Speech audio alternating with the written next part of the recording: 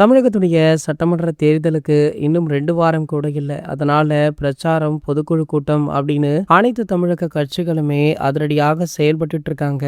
இந்த நிலையில பார்த்தீங்கன்னா, பல முக்கிய பிரபலங்களுமே அவங்களுக்கு பிடித்த அரசியல் கட்சிகளுக்காக பிரச்சாரம் பண்ணிட்டும் இருக்காங்க. இந்த நிலையில அதிர்சோருடைய மனைவியும் நடிகை ஷாலினியுமான ஷாலினி அஜித்குமார் அவர்கள் சமீபத்துல திமுகவில் இணைந்துள்ளதாக ஒரு தகவல் வைரலுமையாகிட்டு இருக்கு.